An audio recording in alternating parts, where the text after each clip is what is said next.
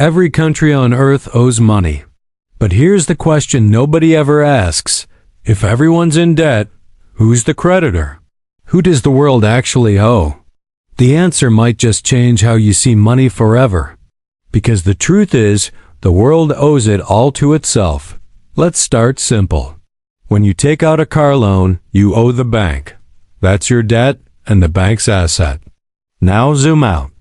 Imagine the same thing, but at a national scale. When a government, say the United States, spends more than it collects in taxes, it borrows money. It does that by issuing bonds, fancy IOUs that promise repayment with interest. Buy a bond and you're basically lending money to your own country. But who's buying all these bonds? Turns out, a lot of the buyers are ordinary citizens and institutions inside the same country. Pension funds, insurance companies, even your local bank. That's called domestic debt. It means the government owes its own people.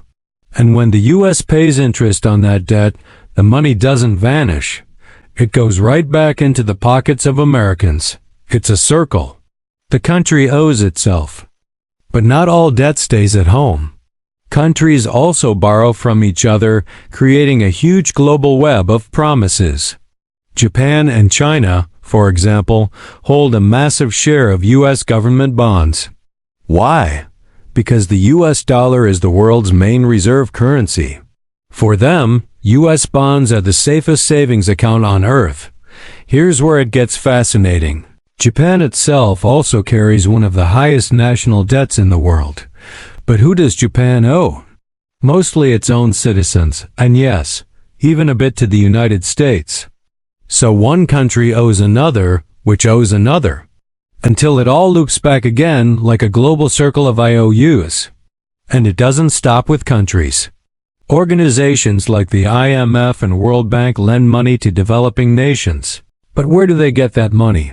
From the very same member countries that borrow from them.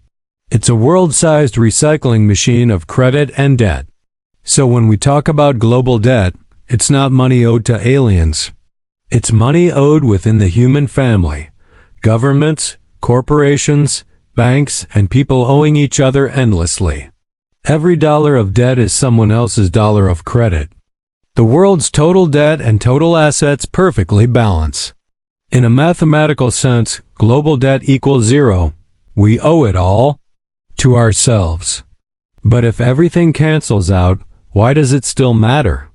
Because debt isn't evenly shared. Some people own the promises, others are the promises. Debt isn't just a burden, it's the architecture of modern civilization. It's how we build roads, homes, businesses, and empires.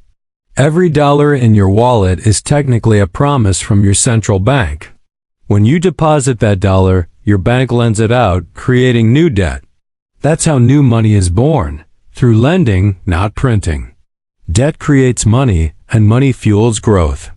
When economies slow down, governments deliberately borrow more. They inject cash, fund projects, and create jobs. That's Keynesian economics. Borrowing today to build tomorrow. Without debt, progress stalls. With too much debt, chaos begins. It's all about balance, the art of borrowing just enough to grow, without collapsing under the weight of promises you can't keep. Because when that balance breaks, confidence breaks too. And confidence is the glue holding this global web together.